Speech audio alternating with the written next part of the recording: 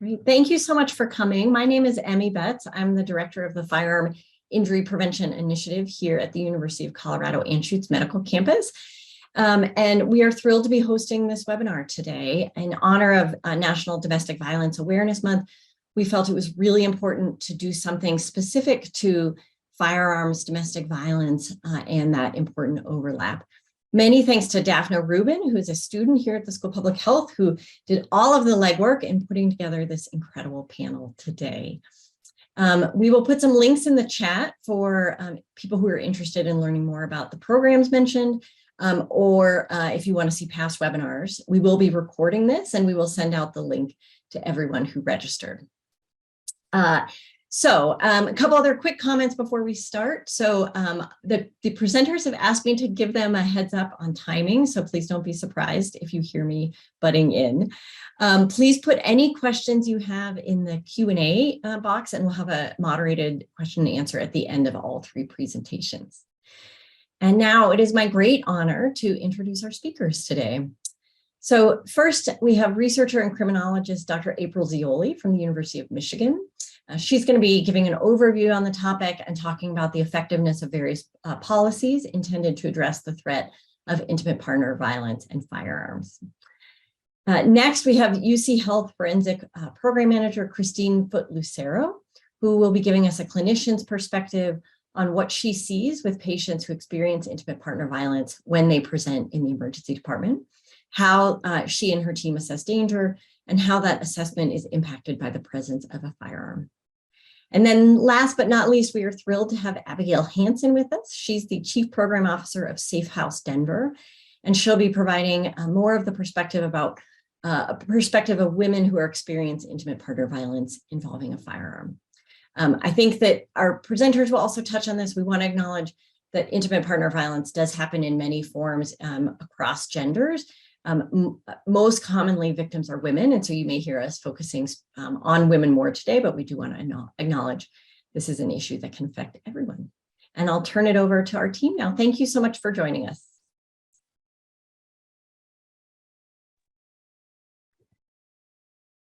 So I am first up.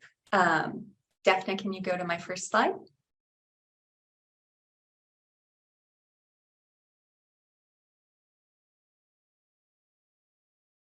I am April Zeoli. My slides, I'm sure, will be up in a moment, but I'm going to talk to you about intimate partner violence and guns, as Emmy said. And the first thing I want to mention is that intimate partner violence is incredibly common. There's my first slide. Can you go to the second one next? Can you go to the next one, please? So intimate partner violence is incredibly common, but rates of intimate partner violence do vary by racial group. On this graph, we can see that people who identify as multiracial experience the largest lifetime and 12-month prevalence of intimate partner violence of any of the other racial groups. And they're followed by American Indian, Alaskan Natives, and then non-Hispanic Black people. And it varies a little bit more for the 12-month, but this is non-fatal intimate partner violence. If we looked at fatal intimate partner violence, so intimate partner homicide, it's a little bit more difficult to look at it by race due to the data systems, the way the data are collected.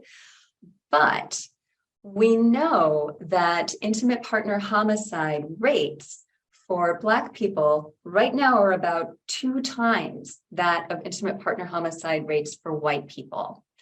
And this is actually the closest those rates have been since they started doing this type of data collection in the mid-1970s. In the early 1980s, the rate of intimate partner homicide for Black people was about 8 times that for white people. So again, we're seeing great racial differences in intimate partner violence and intimate partner homicide. Next slide, please. Now, I can't give racial breakdowns in non-fatal gun uses because those data simply are not there. But 3.4% of intimate partner violence events involve a firearm. And a lot of us are going to say 3.4%, that's not much. But again, domestic violence is so common that that's 90 gun-involved, non-fatal domestic violence events every single day in the United States. And abusers use guns to intimidate their victims, to coerce them, to threaten them. And it's really effective because I don't know about you, but I'm going to do whatever the person with the gun tells me to do. And I suspect that I'm not rare in that. So it's an effective tool to use. Unfortunately, it's a scary tool to have used against you. In fact, people who experience gun-involved domestic violence have more symptoms of post-traumatic stress disorder than people who experience domestic violence when there is no gun use.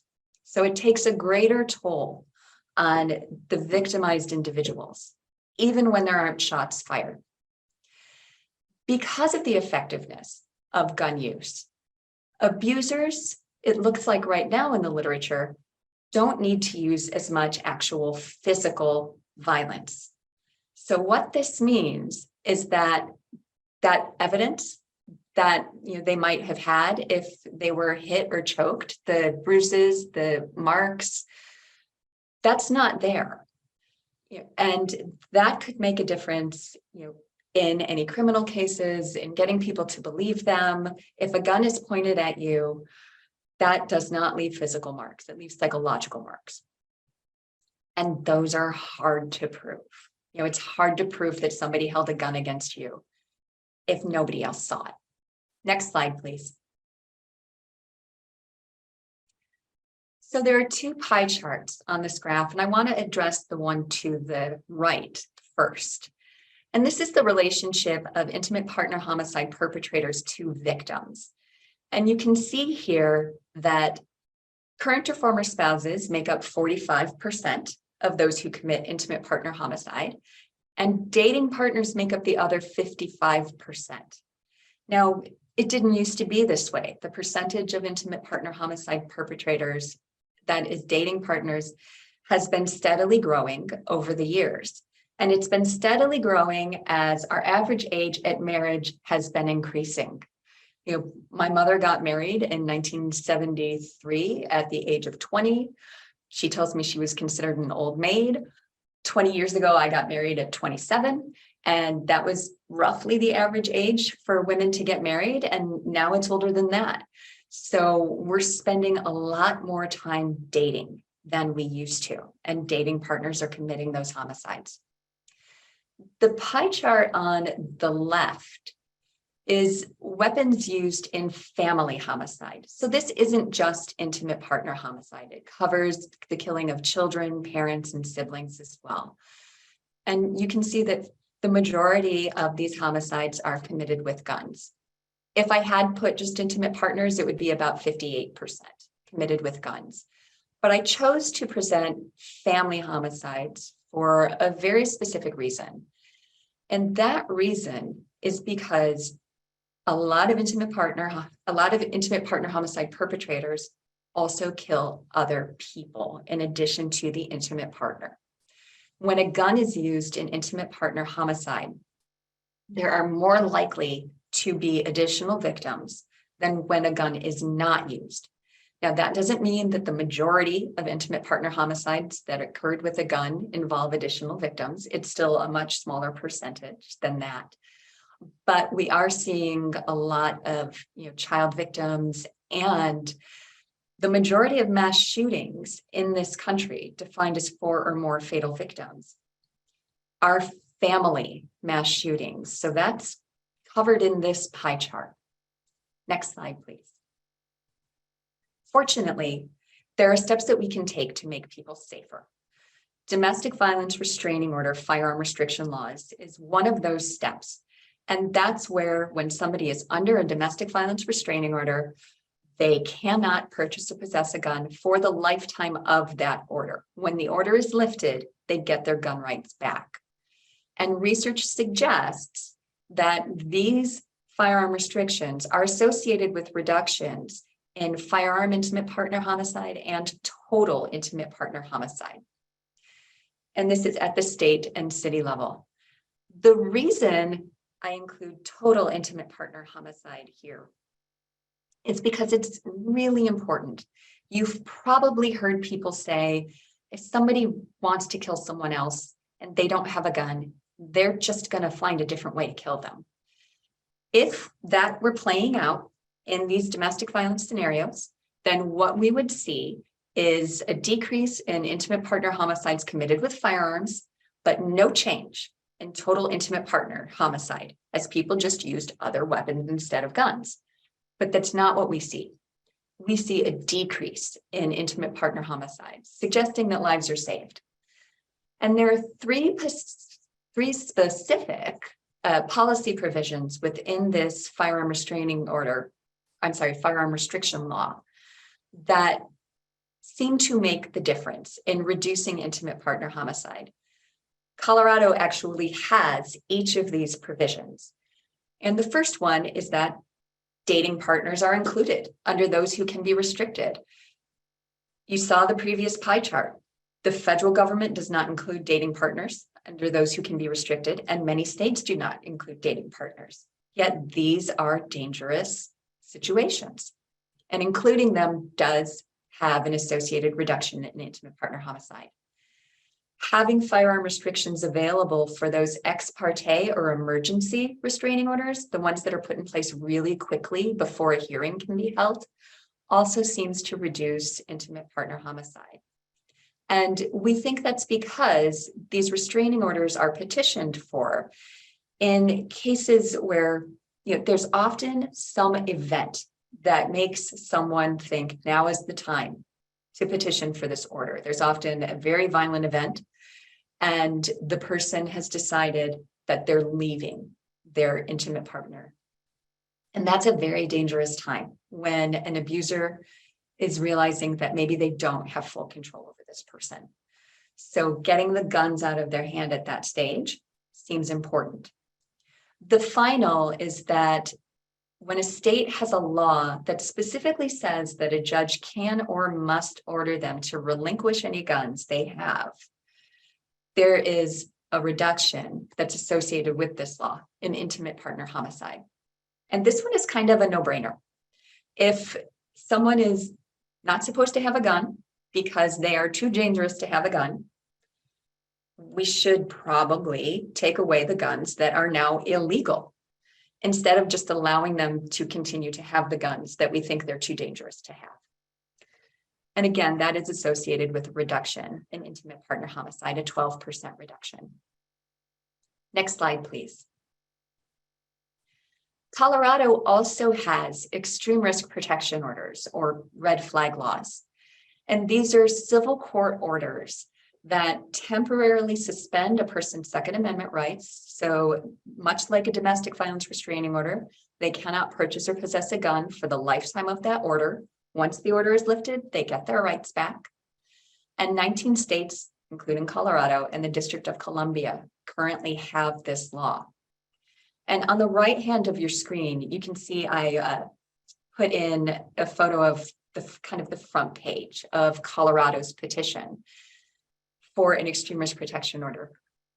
Now, these are for cases in which someone really is in imminent danger of harming themselves or others.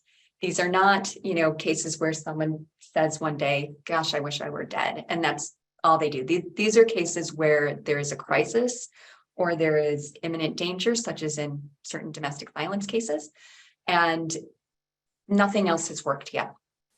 They're not voluntarily giving up their guns. They, have guns. They've threatened with them. So in those cases, an extreme risk protection order is appropriate. And you can see here in Colorado, family or household members can petition for this order. So if you have a family or household member, such as an intimate partner or a child or a parent, you can see the relationships here, who is really an immediate danger to themselves or others. You can petition the court and the court will evaluate the evidence that is presented and decide whether they should have that emergency extremist protection order that works much the same way as domestic violence, restraining orders. There's that emergency or ex parte order. And then if they grant it or if they don't, a couple of weeks later, there'll be a hearing, and the person who you're saying is in imminent danger can attend that hearing, can explain why they think they don't need the extreme risk protection order, or as often happens, they can stipulate to the order and say, okay, I agree to have this order right now, and relinquish their guns and not try to buy new ones. Hey, April, that's about a 2-minute warning. Thanks. I'm actually almost done. But thank you. So these can be used for intimate partner violence. We don't have evidence yet on their use or their effectiveness with intimate partner violence, because these are very new legislative tools. In Colorado, you only got yours at the beginning of 2020.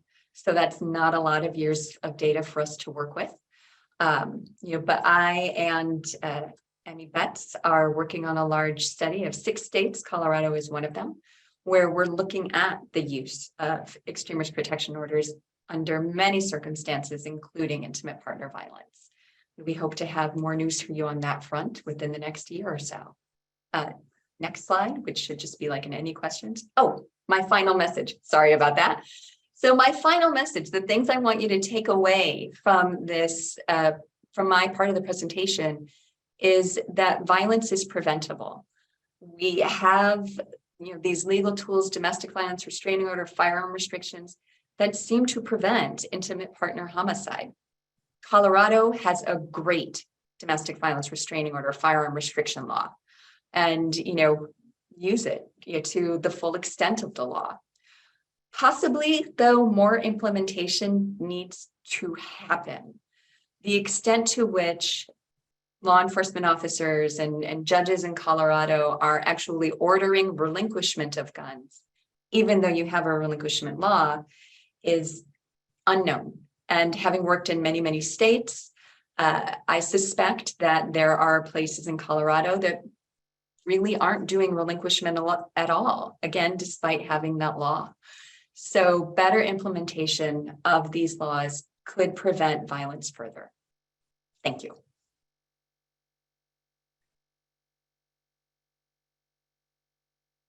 And that's it for me.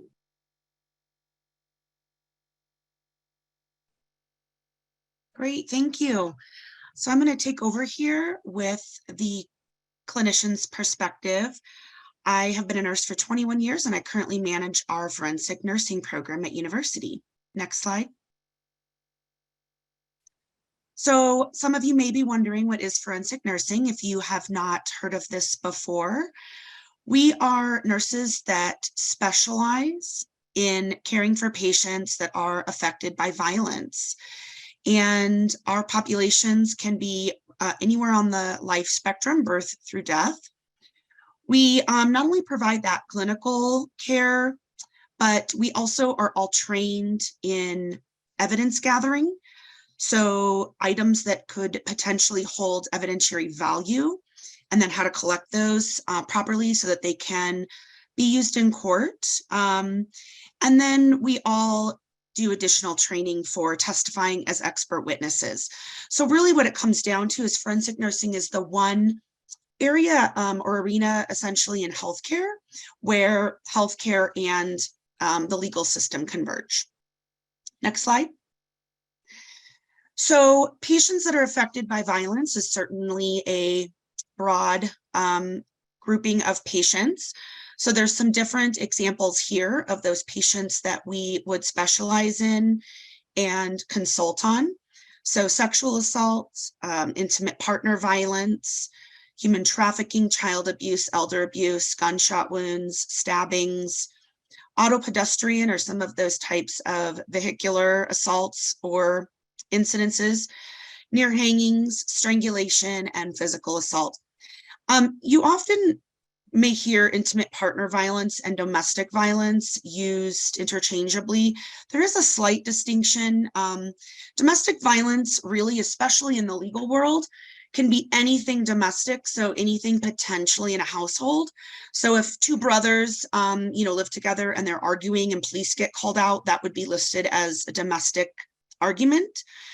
And then intimate partner violence is just really that very specific type of domestic violence that involves current or former partners that were either in or are currently in a romantic relationship. So if you ever hear IPV or DV, that's just that slight distinction there.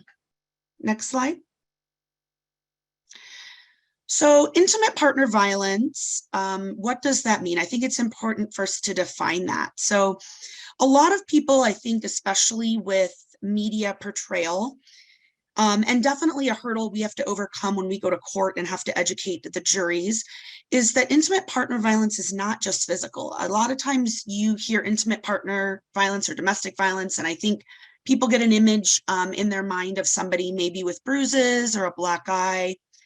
But it also includes sexual abuse, stalking, psychological aggression, emotional, physical, sexual, or verbal abuse, essentially.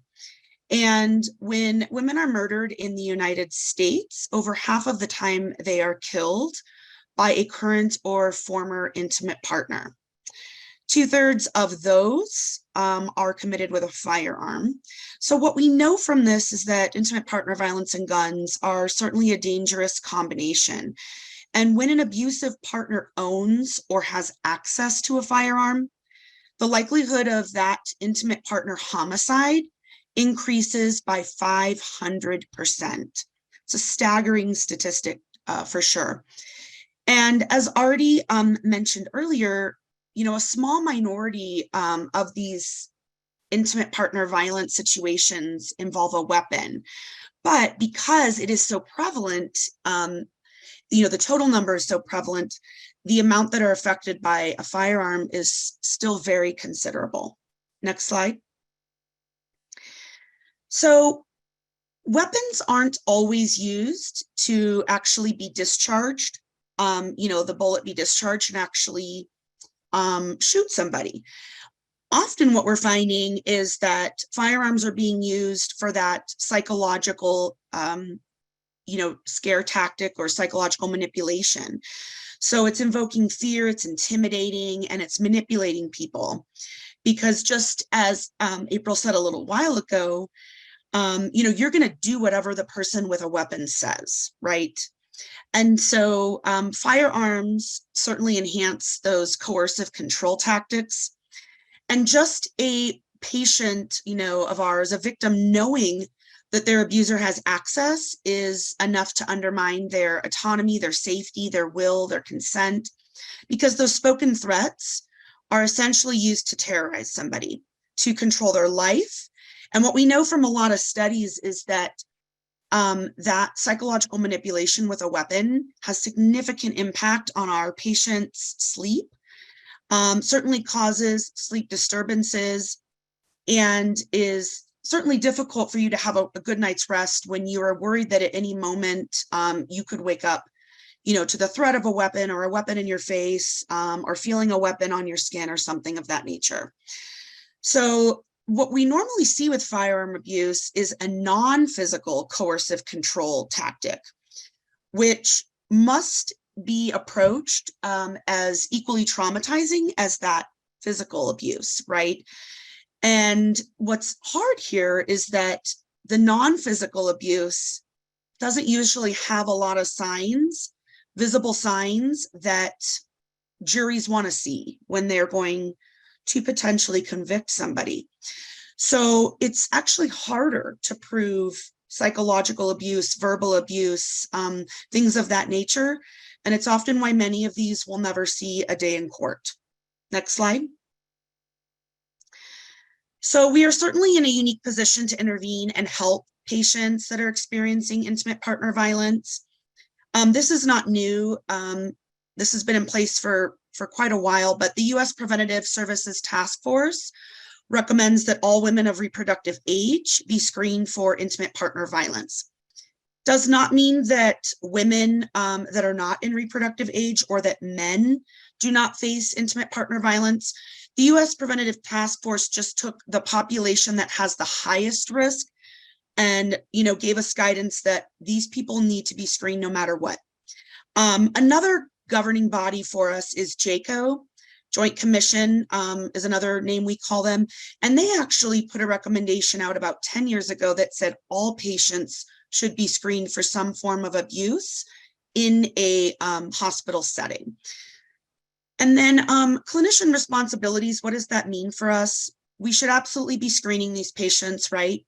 And then using that screening tool, or even maybe things like body mannerisms and the way the patient's behaving, or comments that have been said, to then identify these patients.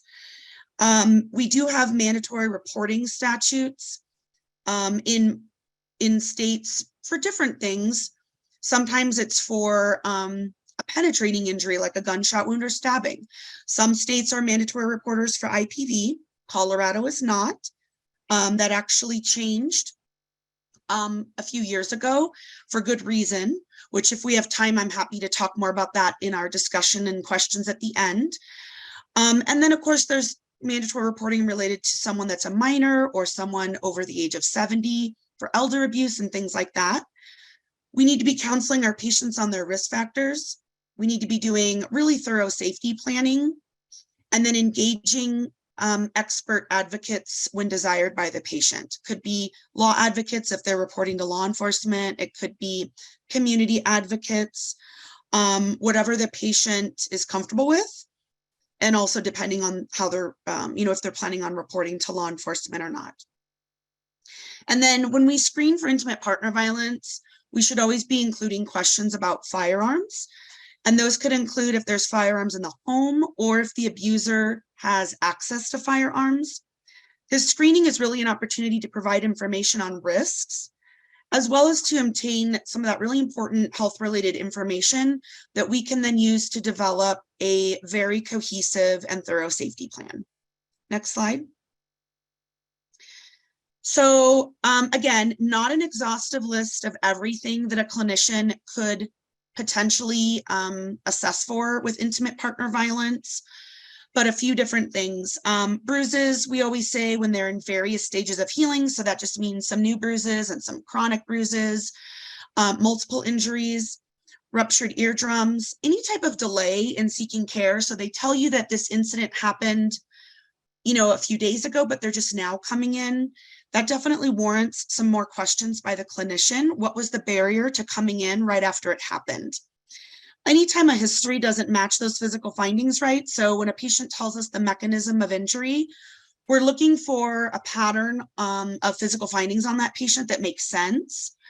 Stress-related illnesses, anxiety, panic attacks, and then a lot of things that I always tell clinicians when I'm training them, if it's something chronic headaches, chronic abdominal pain, chronic back pain, chronic sleeping issues, and you've done a workup and there is no organic cause for this, their labs are normal or their imaging is normal, then abuse needs to be up there in your top 3 differentials. Next slide. The danger assessment tool is one tool that we use, so I wanted to share it with this group. This is a free tool. It's available to the public. You just need to go to the website, which I have there at the bottom of the slide. And Dr. Jackie Campbell, who is still active in the field of patients that are affected by violence, she did a lot of research and developed this tool. And there is a special training course, anywhere from 4 to 12 hours, that you can also take to become certified in it. But basically, it's a screening tool, and there's a bunch of yes/no questions. And some of the questions are worth more points than others, meaning it's a weighted tool. So if you answer yes to question 1, for example, that could be 1 point, whereas you answer yes to question 4, that one may add 4 points. And this is scored from 0 to 37. You can see there on the slide that based on their score, it can tell you if they are, maybe at lower danger or extreme danger, and then what the recommendations would be. However, what we do counsel our patients on is that they could score low, like a 7, But this scoring can change at any time, because we do know with the cycle of violence that propensity for violence to continue to get more and more severe with each incident is very common. And while maybe yesterday you were slapped, next week you could be threatened with a weapon. So there's no telling how fast that violence could escalate, but it will escalate over time. And so we educate our patients to that. Next Christine, slide. that's about 2-minute warning. Okay, great. So we also have them fill out a calendar of the past 365 days, circling every time something happened to them and then scoring it here 1 through 5. 1 being slapping, pushing, all the way to 5, which is that use of a weapon. This is a great visual for our patients because they can start to see that severity changing, whereas maybe like at the beginning of the year in January, they had some 1s and 2s. And then towards the end of the year, maybe November and December, they're starting to mark some 4s and 5s. Next slide. Here is that actual screening tool. And you can see that number 5 says, has he ever used a weapon against you or threatened you with a lethal weapon? And that one actually gives 4 points if there's a yes answer.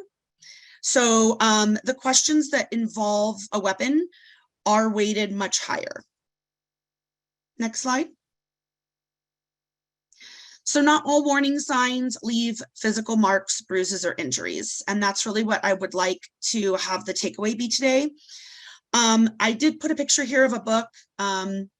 I have no relation to this book, so no conflict of interest to report, just a book that's available that I think helps for a lot of folks to understand that intimate partner violence and domestic violence can be lethal even when there's no visible marks on somebody. So things that definitely we want to be concerned about, jealous behaviors, suspicious behaviors, controlling their time, telling them who they can and cannot be friends with on social media, where they can go out to, what they should wear when they go out. They'll start to isolate. So, isolate them from their friends, isolate them from their family, speak poorly of their family maybe, so that the victim doesn't, really hang out much with their family or talk to them anymore. A lot of gaslighting happening. So making them feel like they are to blame, making them feel like, whatever they thought happened didn't actually happen. So minimizing their feelings and not validating, how they're feeling or what they are saying happened to them. And then threats. And then there's also reproductive coercion, which is telling them they can or cannot take birth control. And then things like sexual coercion, where they basically threaten them if they don't have sex. So lots of different behaviors that we really want to ask our patients about and start to determine for them to help them see that this is really an unhealthy situation headed in the wrong direction. Next slide.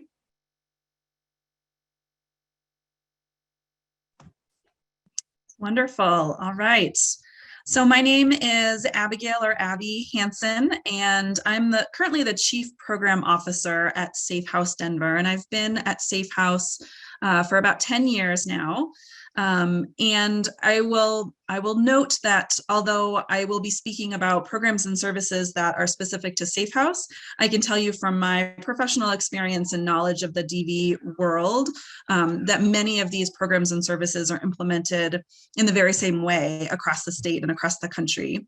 I think it's also important to note, so I'm a licensed clinical social worker by trade. I'm also adjunct faculty at the University of Denver Graduate School of Social Work. But for important legal and philosophical reasons, I bring my experience as a licensed clinician to my role as a community-based domestic violence advocate. It is important for us to hold ourselves out distinctly, not as mental health professionals and as community-based victim advocates. Next slide, please. So here's just an overview of our programs and services at SafeHouse Denver. So most people, when you hear the name SafeHouse, you think of the Emergency Confidential Domestic Violence Shelter. And we do indeed have one, as many organizations across the country do as well. It is an initial 30-day stay with the possibility of some limited extensions. So really is that emergency setting for unaccompanied adults and families that are fleeing an abusive situation. We also have an extended stay program, which is that space in between emergency shelter and transitional housing. So for people that are a little bit further along in their journey towards self-sufficiency, and perhaps those larger families, we can move them from our shelter program and give them an additional 60 to 90 days for them to find sort of the next step in their housing journey. Our counseling and advocacy center is really the heart of our non-residential programming. So for survivors who are not necessarily experiencing an acute housing crisis, but need the support of a confidential community-based advocate, we have individual counseling as well as group support. This is often the space that our advocates are working with survivors on things like those ERPO laws that was mentioned earlier in the presentation. So although Colorado does have an ERPO law, it really takes the knowledge of community-based advocates and survivors that it's even there and how to access it. So that's one of the pieces that we work on in our non-residential setting. Our 24-hour crisis and information hotline really kind of pulls all of our programming together and is a space for survivors to reach out and engage in any of our services. Our youth advocacy program is a program that recognizes that young people really between the age range, anecdotally, I believe between 16 and 24, that are most at risk of experiencing dating violence, and really targeting young people in both an intervention, from both an intervention lens and a prevention lens. And then of course, our community education and partnerships that include this presentation here, and larger platforms to do policy level advocacy. Again, that ERPO law was something that SafeHouse Denver was involved in terms of advocating for and making sure that our advocates have ongoing training to really work with survivors who need to tap into that. Next slide, please. So how survivors arrive in our services. I think this is important to kind of debunk the myth that survivors go through the cycle of violence, and once the tension building phase moves into this acute episode, that is the moment that sort of a survivor might realize this is enough and I'm going to leave. Actually, it oftentimes survivors move through that cycle with their perpetrator many, many, many times before they feel that they are ready or safe to try to exit that relationship. So particularly in our non-residential counseling and advocacy center, we often see survivors that are actively still in their abusive relationship. And so the process of identifying safety concerns, including screening for weapons and firearms, is ongoing. So a survivor situation, when they first met with their advocate, may change in 2 weeks, 2 months, 2 years. And it's sort of a constant reevaluation for those survivors as they're navigating whether they are going to leave, and if they are, when. So those survivors who are engaging in that process of leaving their abusive relationship, again, oftentimes sort of the community thinks that the next logical step for somebody is to come to an emergency shelter. Certainly we have that resource available, but the reality is that our shelter is typically full, and we have one of the larger shelters in the state. Most domestic violence shelters are typically full. We turn away thousands of people a year. So accessing shelter, number one, isn't the easiest thing to do. And number two is not most people's, first option. Most survivors have some limited resources available, and they will exhaust those resources until they're in a place where they need to reach out to shelter. Shelter is, it's a community living setting. You are expected to live with other traumatized people and bring your family along for adults that have children that are affected by domestic violence as well. And that's not often people's first choice. They might couch surf for a while. Perhaps they have some money for a motel for a little bit, live in their car, but it takes a little bit to get to shelter typically. And then we see survivors who are really working on post-domestic violence trauma concerns.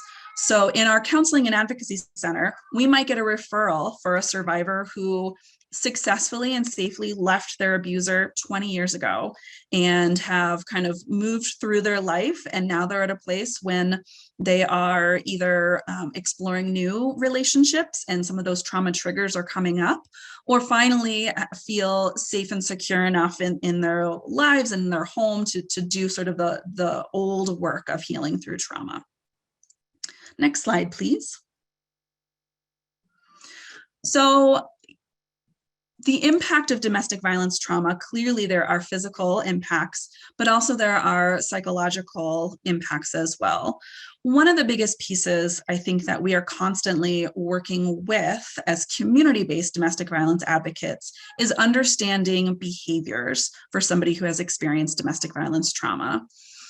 So we might see a survivor who either severely underappreciates their safety concerns because they've been so exposed to threats and violence that don't necessarily view their situation as dangerously as we might. Or the other way around, we might have particularly survivors that come into shelter who experience strong reactions, that fight, flight, or freeze response from things that really are kind of normal human conflict. And so our model of trauma-informed care guides us to really support survivors with understanding kind of their own reactions to certain triggers and identifying, is this reaction based on a true safety concern, or is this a reaction that is based on my old exposure to trauma that has caused me to be overly reactive? So things like roommate conflict is something we are constantly navigating. We also really lean into empowerment-based and survivor-centered practices, knowing that the survivor is the expert of their own journey and their choices are not mine or our advocates to make. So we often do see survivors who make choices to go back to their abuser. Maybe they leave shelter and do go back to a situation that I would view as unsafe. My role is not to advise, but my role is to support and walk along with survivor. Next slide, please. So really kind of taking that focus back to the piece around how firearms are used in intimate violence situations. So we've heard early on in this presentation and throughout the presentation that the presence of a gun in a domestic violence situation increases that risk of homicide. That is something that I know and hold as an advocate. It's not necessarily something that survivors in their own lived experience walk through their life sort of recognizing.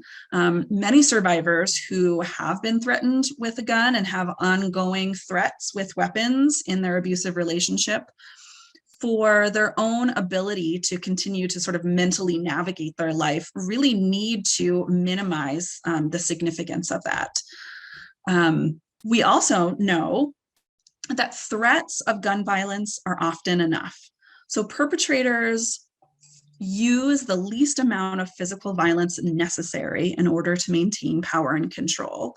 And if a perpetrator is able to completely control their victim by threatening to use a weapon and never actually showing the weapon or discharging the weapon, if that is successful in terms of their goal of maintaining power and control, they're going to continue to use that strategy.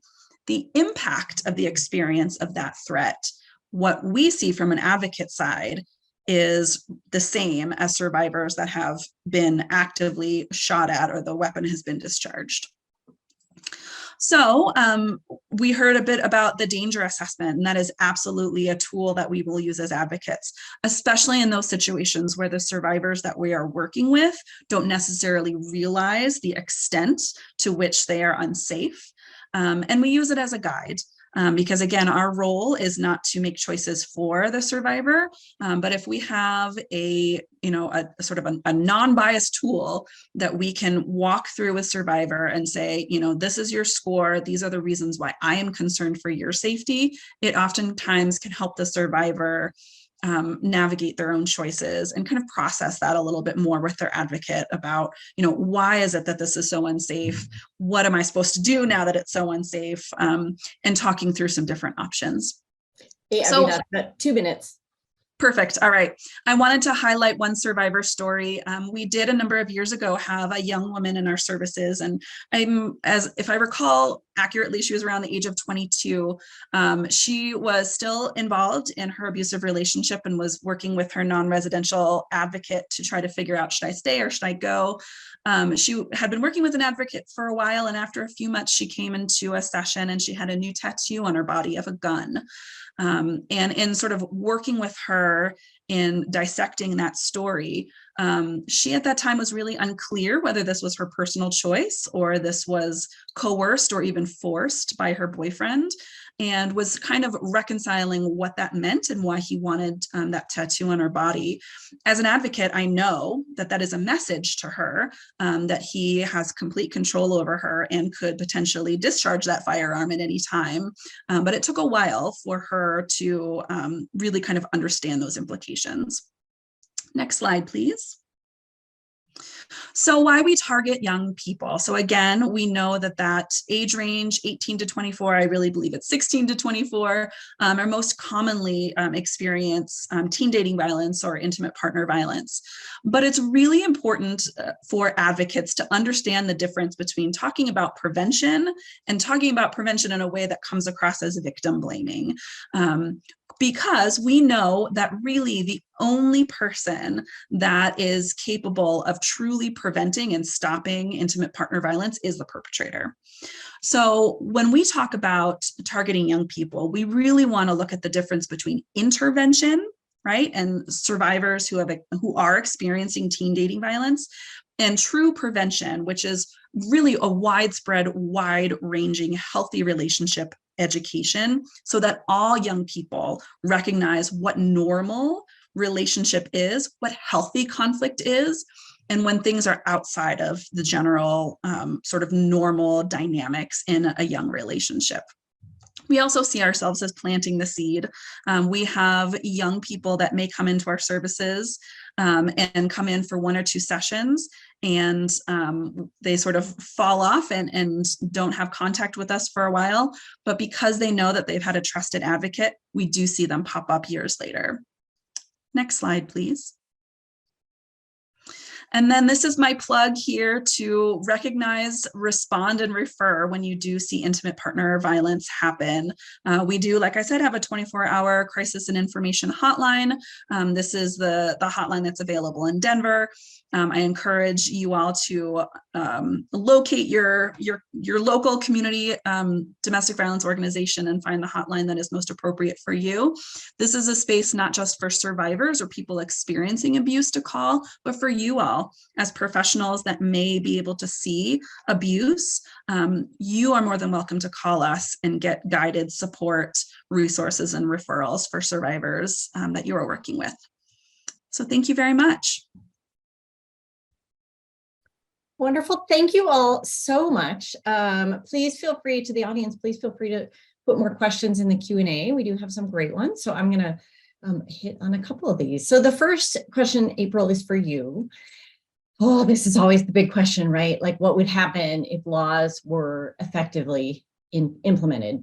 And so there's a question, is it possible reductions in intimate partner homicide would be higher? So bigger reductions if firearm removal laws were more effectively implemented, and then, but also relatedly, what are the barriers to effective implementation, and what can we do to improve implementation? All great questions from Kelly Roscoe, a friend. But yes, if implementation were better, so if courts were ordering these people who now cannot legally have a firearm to relinquish their firearms, they can get them back when the restraining order is lifted. If courts were actually doing that, if law enforcement was actually going to their houses and getting those firearms, it is entirely likely that we would see greater reductions in intimate partner homicide. There's no reason to think we wouldn't. And frankly, the fact that we do see reductions in intimate partner homicide when implementation is so spotty is, just shows the potential of this policy. What are the barriers to implementation? Honestly, the barriers are that people think it's really hard and come at it, thinking it's a problem that can't be overcome, or they don't want to overcome it. There are sheriffs, there are chiefs of police, there are judges who just do not think it is necessary to remove firearms from a dangerous situation, even when that person has been legally prohibited from having a gun.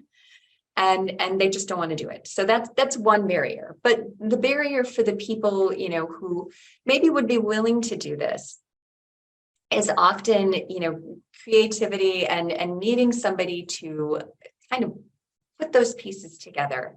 A lot of counties across the United States have dealt with relinquishment. One of the counties I like to hold up is Milwaukee County. They have a lot of forms and a lot of information online about how they do this. And, it takes getting, the right people in the room and, working out who is responsible for what. The key is really making people responsible for parts of it. The judge is responsible for ordering it. The sheriff is responsible for getting it done. Who's storing it? Make people responsible so you don't get it's not my job. I actually have a paper about this and I can put a link in the chat. Fantastic. Fantastic. Thank you. Next question is for Abby. What is the typical length of stay for shelter residents? And are they taught any defensive skills along with the early recognition skills? Great question. So the average length of stay is 24 days. But that really ranges. There are some folks that come into shelter for 1 or 2 nights, and then some folks that go through that extension process and even move on to our extended stay program. As far as, skills that we might teach them in shelter, it would be based on survivor request. And I can tell you most survivors that are in an emergency shelter program are simply not in a mental space to be able to think about defensive skill, any sort of skill building. It's survival mode. They are coming to a space just, trying to get away from this abusive person and survive the night. It's, I would say, more likely that folks towards the end of their stay and folks in the extended stay program start reaching out to their case manager to ask about engaging in some of those kinds of skill building activities. And then we see it much more frequently in our non-residential counseling and advocacy center, where survivors have a little bit more stability and are a little bit further along in their journey towards self-sufficiency. Wonderful, thanks. Christine, I'm not sure if we still have her. I know she was running to another presentation also. It's a busy month for you all. Super. So question for you. Do victims tend to seek care at the same medical facility? And is there any kind of registry used for domestic violence, injuries, or risks?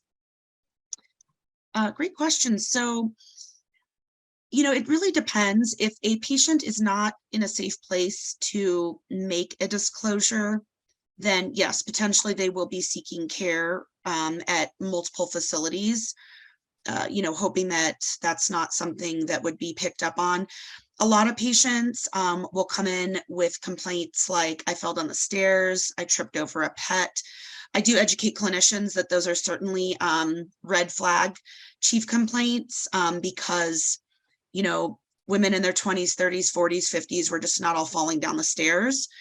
And so sometimes it really isn't, picked up on. And it also is compounded by the fact that some states, the healthcare providers are mandatory reporters. And so the patients, that would certainly be a deterrent to seeking care. If they felt like I want care, but I don't want to involve police right now, which is why I'm super thrilled that Colorado doesn't have that. And in terms of a registry, there's nothing like that. And the biggest reason is that would be a HIPAA violation. That's somebody's privacy. There's no way to, force someone to report their injuries. If it is reported, then of course, that data could be collected. But somebody's injuries and what they're seeking care for is part of their protected health information. Thanks. I'm going to take moderator privilege to combine two of the remaining questions because we're almost at the top of the hour. There are a couple other questions if any of our panelists want to type in answers to them. So the question I have to each of you, though, is a little bit of a magic wand question related to the groups that you all are representing. So researchers, policy experts, clinicians, people in the advocacy space. What would you like to see happen in collaboration to cross those divides or those silos? And if you want to touch on it, how do we navigate the political sensitivities around firearms? So I'm going to start with April. If you have any thoughts or sort of magic wand, what would you love to see in this space related to firearm injury prevention? Yeah, that's a big question. Honestly, if I had a magic wand, what I would want to see is people take this more seriously. I think if people took firearm involvement in intimate partner violence more seriously, all of the rest would come along with it. Because a lot of people don't, even in, so for example, we have a situation with domestic violence, but say the abuser has 5 guns, but they never used any of them. We'll have, judges, law enforcement say, well, they never used the guns, against them. So they're safe to keep them. Forgetting that the first time you use a gun against someone is the first time you use a gun against someone, right? There's a first time, and that can come. And, so just really, really taking this seriously, taking gun use as an intimate partner violence seriously, not prioritizing the fact that someone is a hunter, if they're also aiming a gun at their intimate partner, just take it seriously. Okay, thanks. Christine, over to you. What would you want with your magic wand? I'm going to echo those sentiments. I think that, everybody in a community has a voice. And, oftentimes I feel as though folks have said to me, or I just, they've told me that, well, I don't really have any effect on the legislation, or all I can do is vote. Well, actually, there are bills that are proposed every year, and you can go to the Capitol and speak in, opposition or favor of any of the legislation. I've actually gone to the Capitol and testified 3 times on bills that are being proposed. So you don't have to be a politician or, somebody with some type of high rank or influence to be able to have, a place, a voice at the table as it relates to legislation. Just knowing that something is being heard at the Capitol, anybody can go. You can listen to the other statements, you can speak yourself. And so it's just really important to get involved, and everybody has a seat at that table. Great, thank you. And closing thoughts from Abby. Yes, absolutely. I encourage people to connect with, both local community-based domestic violence programs such as SafeHouse Denver, but also Violence Free Colorado is our statewide coalition of local domestic violence programs that really lead wonderful policy efforts. So that's an important space for us to be active. And I think my closing message is, let's not put the burden solely on survivors to maintain their own safety. they have enough in terms of figuring out resources and navigating their families, and are, just because of the nature of domestic violence trauma, often not in the headspace to be able to even really identify and kind of process what safety means for them. It needs to be on community partners, professionals, other people that see this issue to, advocate for things like ERPO laws and speak on behalf of survivors. Wow. Well, thank you so much to all of you for your time today, and also for all the work you do. Thank you to Daphne Rubin for the incredible amount of work that she did in putting this together. And thank you to our audience for joining us. We will be sending out a link to the webinar and that you're free to share, and we will be putting it on our website. So thank you all. Be well and be safe.